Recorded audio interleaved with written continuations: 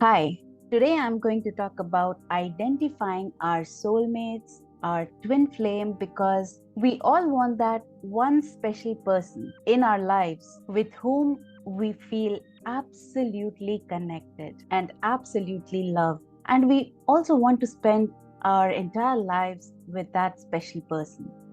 So we venture out looking for that person, but is that person our soulmate or our twin flame? Maybe you find yourself questioning, should I look for my soulmate or should I look for my twin flame? What exactly is the difference? How should I identify them? And a lot of people actually get confused between these terms. So one of my clients had the very same questions, and she was in this very weird, very strange situation. So today I'm going to talk about this lady who met her soulmate first, and a few years later she also found her twin flame. So what happens next? Let's get into it then.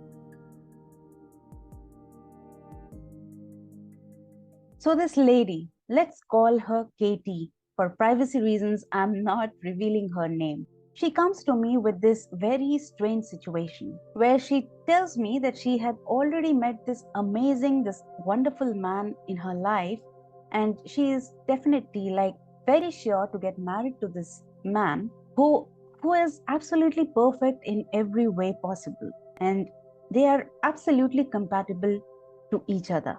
They met about 4 or 5 years back and are soon about to get married. But suddenly she comes across this another man years later with whom she feels absolutely connected in a very intense way. Well, she tells me that she loves her fiance very much and is sure to get married to him. But how did she fall in love with this other man? Now, at this stage, mostly all people are going to start judging her. In fact, she started doing the same to herself. She was criticizing herself, judging herself, and she was full of shame and guilt for whatever she was facing right now. But I knew exactly what was going on and what that particular situation is. So I started to ask her a few more questions to completely understand her situation well so that I could help her out. Now, pay attention to every detail that I share in the next few minutes, because one of these men are her soulmate and the other one is her twin flame. And as I go on with this video, sharing every detail about it, you will identify for yourself who your soulmate is and who your twin flame may be.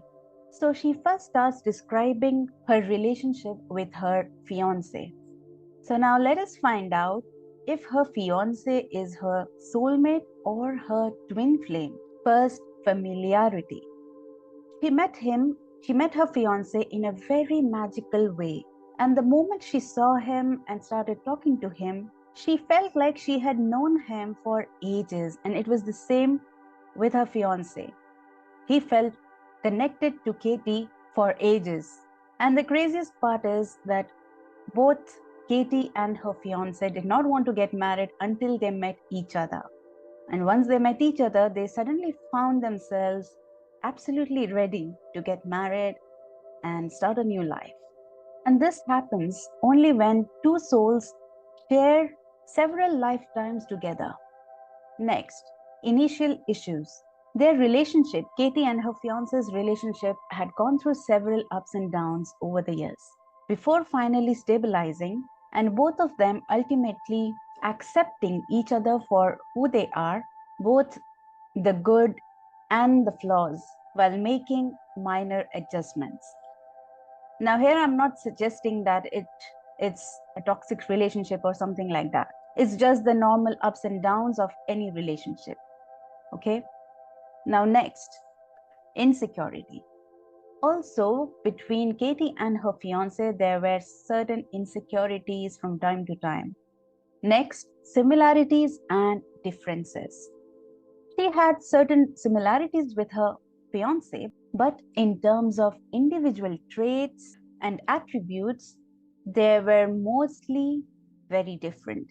Even circumstances in their lives were different to some extent. Next, complexity. Katie's relationship with her fiance was never complex. It's extremely stable and extremely sweet, and there is no trace of toxicity at all. By now, it was very clear that Katie's fiance was actually her soulmate, based on these characteristics, these descriptions that she had given. So, Katie meets her soulmate first. Now comes the interesting twist, because I'm going to talk about her twin flame. But before I move on to the twin flame, I want to give a few more signs or characteristics of a soulmate so that it helps you identify your soulmate as well. First, remember that you can have not just one, but more than one soulmates. And it's not necessarily your romantic partner. It can be your mom, it can be your best friend, or a family member. And of course, your soulmate can be both male or a female. Second important point is soulmates are basically two different souls with different individual traits in two different bodies. And each one of us has our soulmate in some part of the world with whom we may or may not have met yet. But the possibility of meeting our soulmate is comparatively high compared to meeting our twin flames. Next, a soulmate relationship happens so that two souls can take some new lessons from each other that help them grow individually. And these lessons can be earthly lessons or some spiritual lessons. And both the soulmates meet to accomplish certain goals. And in fact, my client Katie also confirmed this. Well, now comes the most interesting but also the most misunderstood part, and that's about the twin flames. So let's get back to my client Katie's story. After several years of being with her soulmate, her fiance, Katie meets this man. Let's call him James. And she feels this very strong pull and attraction and connection towards him. And it's the same for James as well. That brings me to the first trait or the first sign, unexplainable spark. She told me that it had never ever happened while she was with her soulmate for all these years, even though she met men who were like really nice, really good, but she never felt this attraction towards anyone so far. But for some reason, she found this very strong chemistry and attraction for James. Now, this is true. When twin flames meet, there is this spark and this amazing feeling because they connect with themselves on this spiritual level, because they are the part of that same soul and they are destined to be with each other for an eternity. And why is that so? Because twin flames are not separate souls like soulmates, but twin flames are the same single soul split into two halves. One part is the feminine energy, while the other part is the masculine energy. So, twin flames are always the opposite sex, unlike soulmates. Second, similarities and differences. Katie just couldn't understand how James had the exact same interests and hobbies and personality traits like her. That's because twin flames are the exact same soul. So they are bound to have exact identical traits. And they are basically the mirror image of each other. Next, communication. Twin flames can read each other very well. It was shocking for Katie because they had started talking only for a few days, but both Katie and James would somehow know what the other was thinking or feeling, even without communicating verbally. And that's because twin flames can communicate on a spiritual level telepathically. For example, one day, James really wanted to speak to Katie, but because of the time differences in James' country and Katie's country, that was not possible. Basically, Katie was fast asleep It was early morning, 5 a.m., and James texted her. And guess what? As soon as James texted her, Katie wakes up to see the text from James. That's how powerful the telepathic connection between twin flames is. Next, challenges.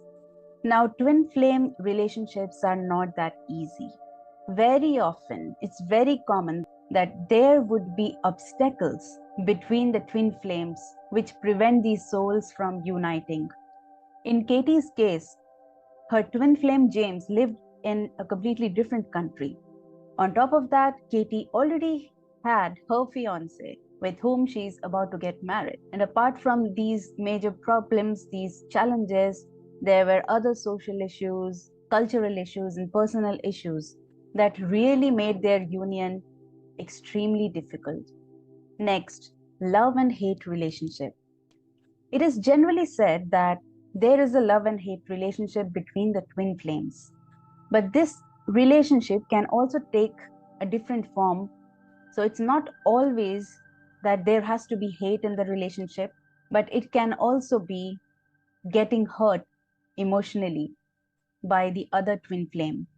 Another important sign is the internal battle that goes within one or both of the twin flames. And it is absolutely true for Katie because she knows that she will get married to her fiance, her soulmate. She loves him, but then this pull towards her twin flame is absolutely confusing her. And she also wants to be with James.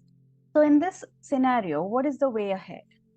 Now, even for you, if you have not yet come across your soulmate or your twin flame, what should you do? Should you go for your twin flame or your soulmate? Firstly, you should not actively look for or search for anyone. Instead, you should work on identifying your soulmate or your twin flame. You will absolutely know when you meet that person. Secondly, usually every person gets into the marriage bonding with their soulmates or karmic partners. I will explain what karmic partners are in another video, but relationship or settling down or getting married to a twin flame seems quite distant. Not technically impossible, but quite distant. So instead of going through all the hurt, the pain of not being able to unite with your twin flame, it is always wiser to be with your twin flame in a spiritual bond. What I mean by that is help each other grow. For example, you find your twin flame. So instead of trying hard to be with them or being in this hurtful place, in this painful place, it's always wiser to be in the spiritual bond, to help them grow, to help them evolve spiritually or even on this physical plane. And usually, there is no or negligible insecurity between the twin flames because subconsciously or somewhere the souls know that they are bound to be together for an eternity. So there is no separation. Technically, there is no separation because they are part of the same soul, right? So they are meant to be together. So why not be best of friends forever and be available to each other emotionally? Be there for each other emotionally. And also, there is more emotional maturity between twin flames than soulmates. Finally, one last point, very powerful point, is that not every person is destined to meet their twin flames in a lifetime. Sometimes, even if they meet, they don't recognize each other immediately. If both the halves have not achieved the required growth individually. While on the other hand, meeting soulmates is more common. Well, I hope you find this video useful to help identify your soulmate or your twin flame, and I will see you next time. Bye bye.